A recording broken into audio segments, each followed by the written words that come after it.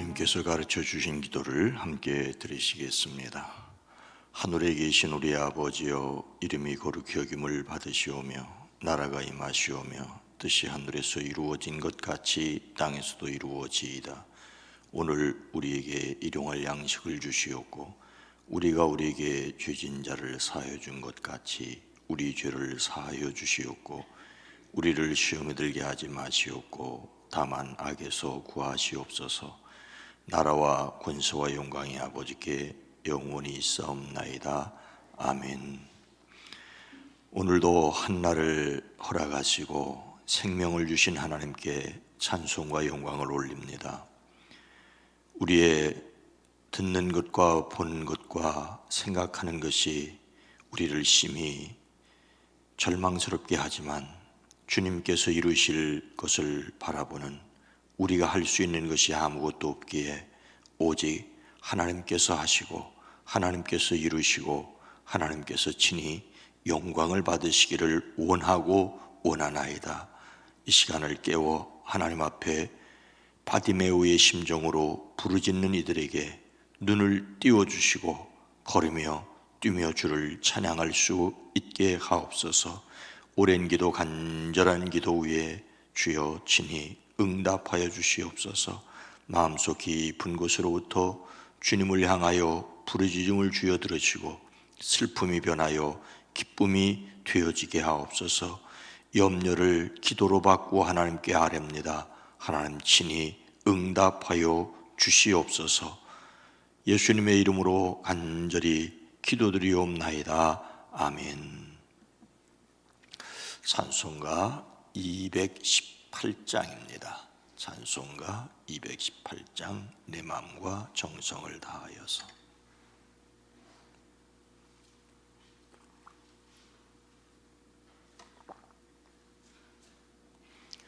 찬송가 218장입니다. 내 마음과 정성을 다하여서 주 너의 하나님을 사랑하라. 내 몸을 아끼고 사랑하듯 형제와 이웃을 사랑하라. 주께서 우리에게 명하시니 그 명령 따라서 살아가리. 널 미워 해치는 원수라도 언제나 너그럽게 사랑하라. 널 핍박하는 자 위에서도 진실한 마음으로 복을 빌라. 주께서 우리에게 명하시네 그 명령 따라서 살아가리. 나 항상 주님을 멀리하고 형제를 사랑하지 못하였다. 이러한 죄인을 사랑하사 주께서 몸 버려 죽으셨다.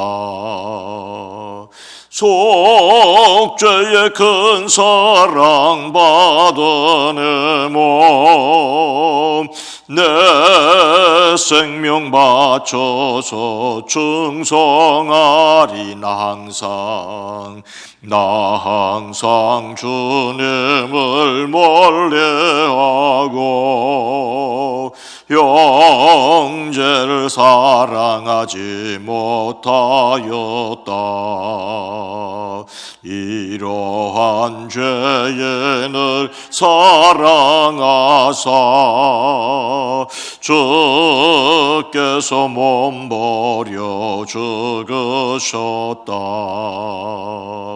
속죄의 큰 사랑 받은 내 몸 내 생명 바쳐서 충성하리.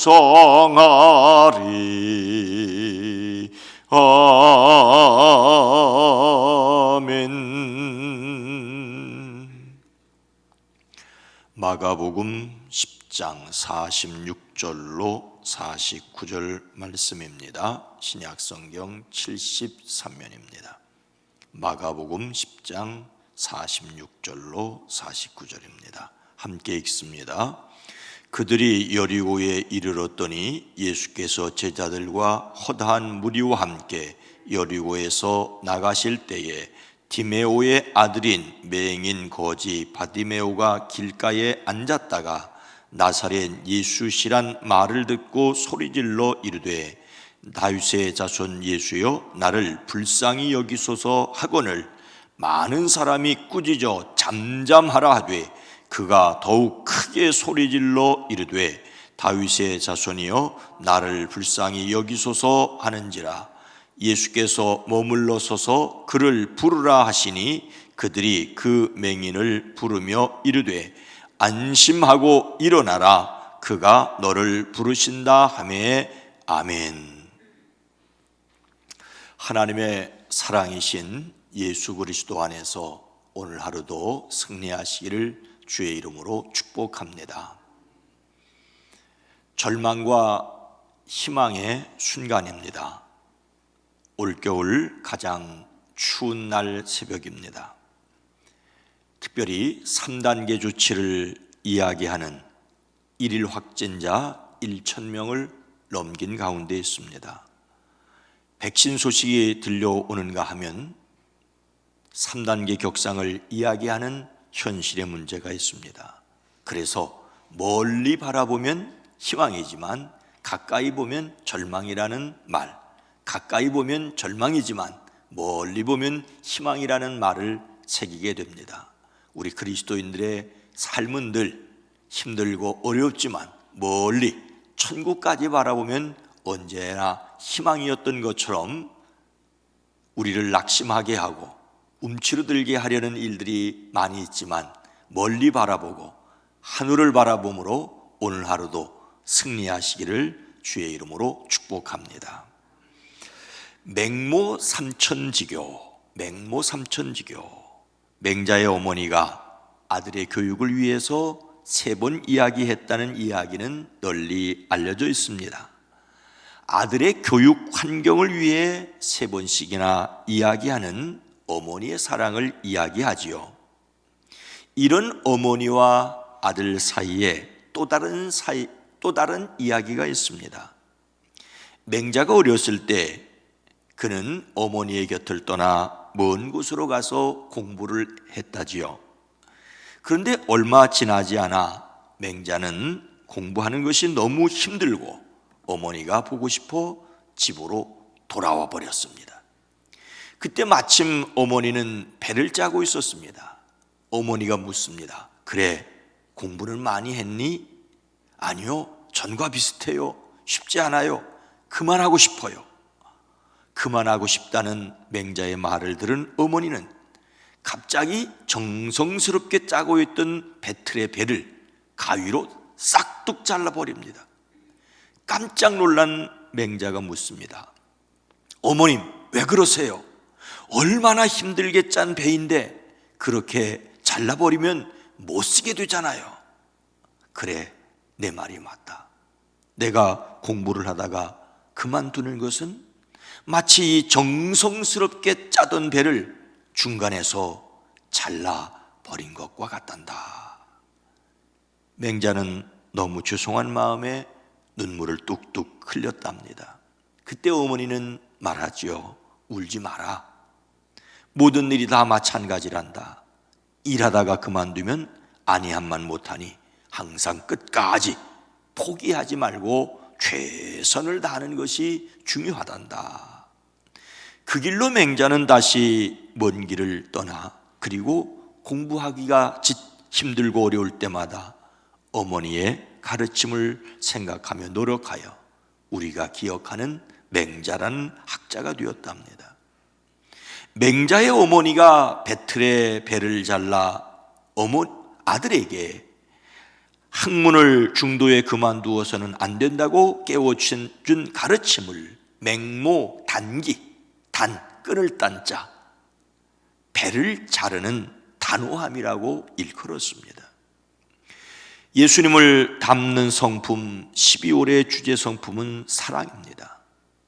사랑이란 어떤 사람이나 존재를 몹시 아끼고 귀중히 여기는 것입니다. 더더욱 예수님의 성품으로서의 사랑은 대가를 생각하지 않고 다른 사람의 기본적인 필요를 채워주는 것입니다.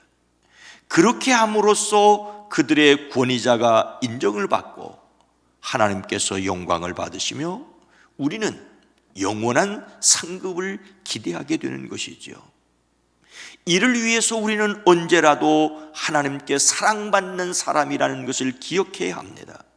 그리고 그 사랑으로 다른 사람을 대하여야 하는데 이 사랑에는 단호함도 있어야 하고 참고 견디고 부르짖음도 있어야 합니다. 오늘 말씀에서 예수님은 어떤 사람을 만나십니까? 46절 말씀을 다시 읽습니다.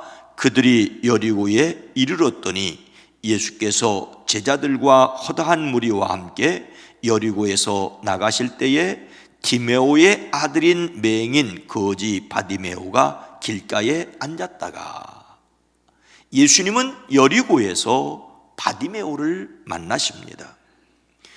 예수님께서 십자가를 앞에 두고 예루살렘으로 올라가는 길에 제자들과 함께 여리고를 지나가시게 됩니다.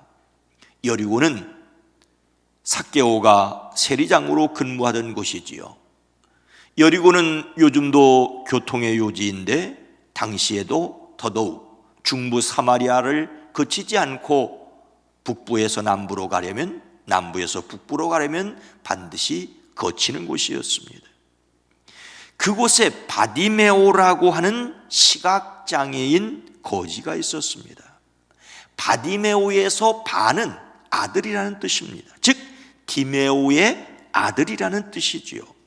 엄격히 말하자면 그는 이름이 없는, 자기 이름이 없는 셈입니다. 그냥 누구의 아들, 디메오의 아들 바디메오라는 말은 사실은 역전 앞이라고 하는 말과 같습니다. 그냥 누구의 아들이라고 불리우는 사람입니다. 그런데 시각장애를 겪고 있었습니다. 앞을 볼 수 없는 답답함이 그에게 있었습니다. 거기다가 그는 가난하기조차 하였습니다.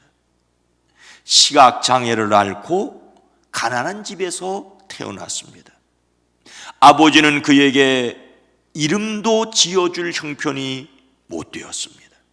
그래서 사람들은 디메오의 아들 거지라고 그를 가리켜 이름이 되었습니다. 그는 길거리에 앉아 동냥을 하였습니다. 다행스러웠던 것은 먹는 것만 동냥했던 것이 아니라 귀동냥도 했고 그의 귀에 예수님의 소식도 들었다고 하는 것입니다. 그리고 지금 바로 예수님께서 그의 제자들과 함께 그의 앞을 지나가시게 되었다는 것입니다. 이때 바디메오는 예수님의 소식에 어떻게 반응을 했습니까? 47절 말씀에 보니까 나사렛 예수시란 말을 듣고 소리질러 이르되 다윗의 자손 예수여 나를 불쌍히 여기소서 하거늘. 바디메오는 예수님께서 자신을 불쌍히 여겨주시기를 소리질렀습니다. 그는 예수님의 소문을 들었습니다. 언제 어떻게 들었는지는 알려지지 않지만 예수님께서 나병을 고쳐주시고 보게 하신다는 이야기도 들었을 것입니다. 그러기에 그 예수님이 자기 앞을 지나가신다는 말을 듣고 외쳤습니다. 다윗의 자손 예수님, 나를 불쌍히 여겨주십시오. 여기서 소리 지르다는 말은 까마귀처럼 크게 부르짖다는 말입니다.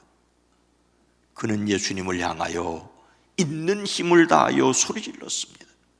그가 원하는 것은 예수님께서 그를 불쌍히 여겨주시기를 바라는 것이었습니다.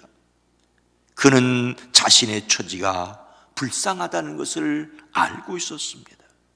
변변한 이름조차 없는 시각장애인 거지였습니다. 이런 자신을 예수님께서 있는 그대로 측은히 여겨주시기를 바랬던 것입니다. 예수님께서 그 자신을 괴로움에서 건져주시기를 간청하였습니다. 오늘 우리에게 이런 간청이 필요합니다. 하나님께서 우리를 불쌍히 여겨주시기를 기도해야 합니다. 하나님의 도우심이 절대적으로 필요한 우리의 삶입니다.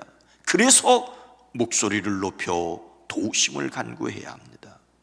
우리가 어떤 사람에게 도와달라고 말하는 것은 참 조심스럽고 창피한 생각이 들 수도 있습니다. 사람에게는 망설이 들 수 있습니다. 그러나 하나님께는 부르짖어야 합니다. 하나님께 부르짖는 것이 사는 길입니다. 그런데 바디메오는 장애를 만났습니다. 어떤 장애였습니까? 48절 말씀해 보니까 많은 사람이 꾸짖어 잠잠하라 하되 그가 더욱 크게 소리질러 이르되 다윗의 자손이여 나를 불쌍히 여기소서 하는지라. 사람들은 한두 사람이 아니라 최소한도 여러 사람이, 많은 사람이 그를 꾸짖어 잠잠하라고 했습니다. 바디메오가 예수님께 불쌍히 여겨주시기를 소리 지르자 많은 사람들이 그에게 조용히 하라고 꾸짖습니다. 꾸짖었다는 말은 비난했다는 말이죠. 불쌍히 여겨달라고 소리를 지르는 것이 잘못이라고 책망하고 질책합니다.